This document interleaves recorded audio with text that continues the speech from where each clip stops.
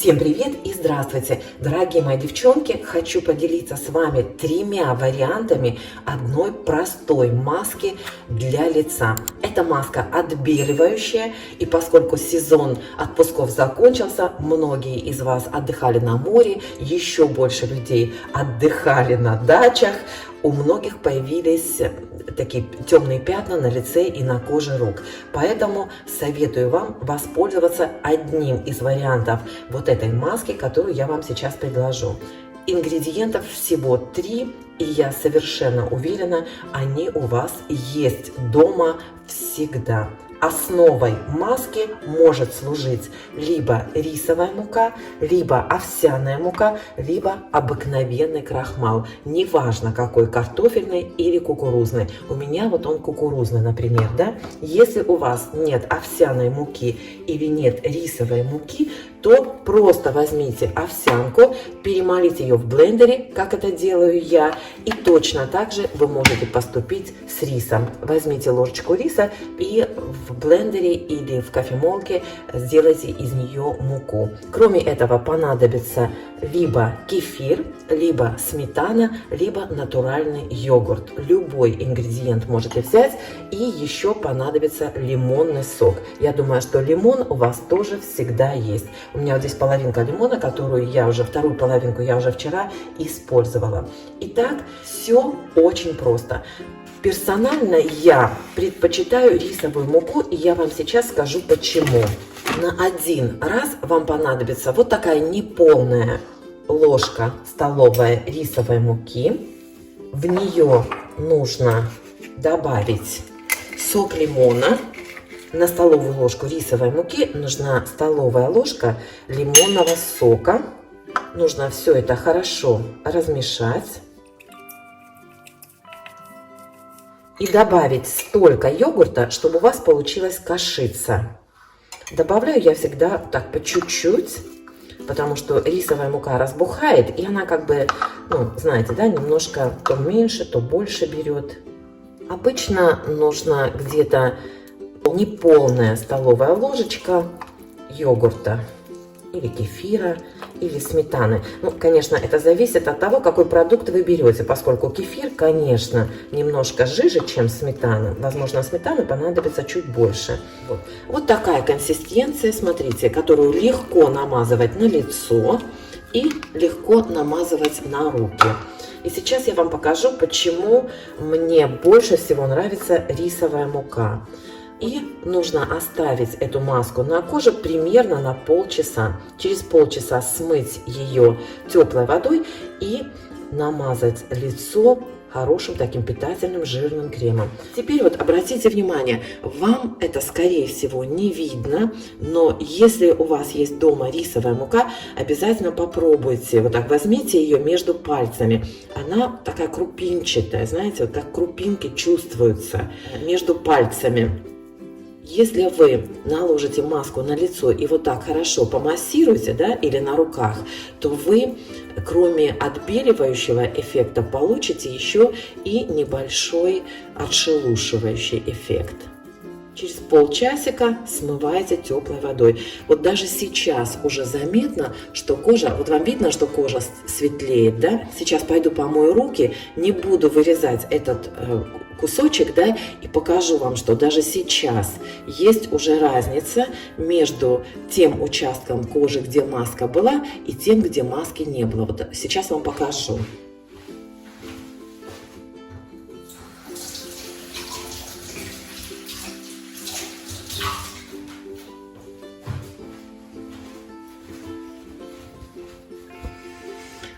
Вот посмотрите, вы видите, да, разницу? Я надеюсь, что вам заметна, да, разница. Вот смотрите, видите, вот этот участок уже намного светлее. Я не знаю, чтобы вам хорошо было видно свет, чтобы правильно падал, да? Вот видите, да, что вот здесь кожа темнее, чем вот здесь. И это всего буквально, вот я минуту, да, даже минуту не массировала. Буквально, вот смотрите, сколько тут секунд, да? Так что пользуйтесь. Ой. Вот смотрите, да, заметно вам? Может быть, не очень свет падает хорошо. Вот так может быть лучше заметно, да? Видите, да, что вот этот участок руки, он светлее, чем вот этот. И это всего там, ну сколько, 10-15 секунд, да, я массировала эту масочку, да. То есть имейте в виду, что понятно, да, что за полчаса, конечно, вы получите намного лучший эффект, чем вот здесь вот за эти несколько секунд.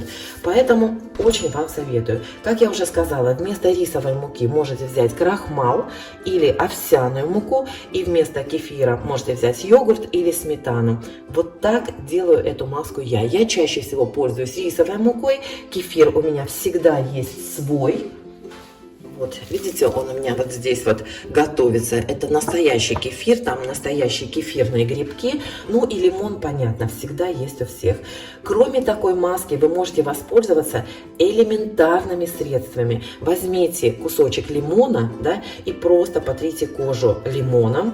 Вот, оставьте на 10-15 минут. Имейте в виду, что лимон очень сильно сушит кожу, поэтому обязательно нужно после любых масок с лимоном нужно смывать эту маску и пользоваться хорошим жирным кремом. Если нет хорошего такого, знаете, прям жирного крема, то возьмите немножечко оливкового масла, любого масла, какое у вас есть, даже подсолнечное подойдет, и смажьте ручки вот таким маслом. И даже лицо можете смазать таким маслом, если, конечно, у вас прям не совсем жирная кожа. Кроме лимона, очень известное средство – это петрушка. Возьмите пучок петрушки, перебейте в блендере хорошенько, отожмите сок, и этот сок намазывайте на лицо и на руки, смывайте и накладывайте на лицо жирный крем. И также можно поступить с огурцом. Перебейте огурец в блендере, отожмите сок или просто кусочком огурца намазывайте руки и лицо. Ну, это все вы знаете. А вот эту масочку, я не знаю, известна она вам или нет, но вот делюсь, если вы не знаете, делюсь с вами вот таким рецептом. Хотела вам, девочки, показать вот эту щетку, чуть не забыла. Купила я ее, когда была в последний раз в России, и купила ее в фикс-прайсе. Она стоит буквально копейки, но очень-очень удобная. Обратите внимание на нее. Во-первых, она достаточно прочная. Вот этой лопаточкой очень удобно накладывать маску, да, и снимать, кстати, маску тоже очень удобно. Но вот эта щеточка, она настолько, знаете, приятная на лице, не очень жесткая и достаточно мягкая. Когда накладываете масочку, вот, массировать лицо, сделать такой небольшой массаж. Обратите внимание, если попадется вам, купите. Это не реклама, ничего, фикс-прайс мне ни за что не платит, просто я вам показываю те продукты, которыми пользуюсь сама и которые я нашла удобными. И вот этот комплект тоже, да, я купила очень давно на AliExpress. Есть еще вот такие ложечки. Мне кажется, я вам показывала, но если кто-то не видел, то вот еще раз покажу. Здесь есть такие мерные ложечки, 15 мл, 5 мл и 2,5 мл. Вот очень удобно тоже, когда готовишь маску, особенно если готовишь по рецепту. Я, если честно, вот этими ложечками пользуюсь не часто, а вот миска и вот этот вот шпатель, да, они очень-очень удобные. Шпатель тоже силиконовый и очень удобно накладывается. Он, смотрите, у него, вот видите, такой край немножечко закругленный. Удобно накладывать маску этим шпателем.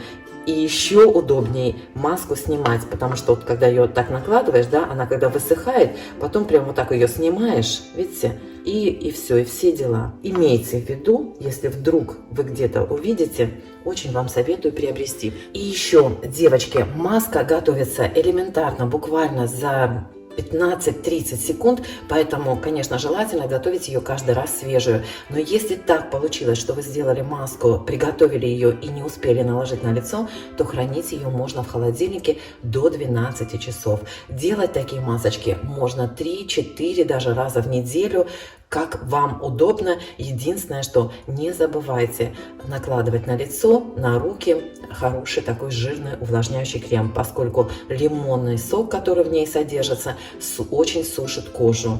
И еще обратите внимание, что я не добавила в маску никакого масла, потому что масло покрывает кожу такой пленочкой и снижает отбеливающий эффект этой маски.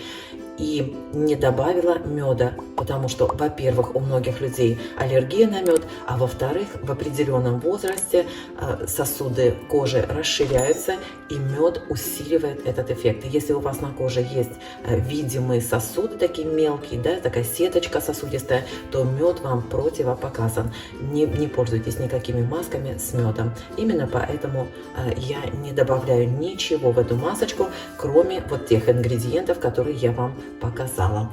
Вот и все. Всем желаю здоровья, всем вам желаю красоты, доброты, мира и всего самого наилучшего. Всем пока!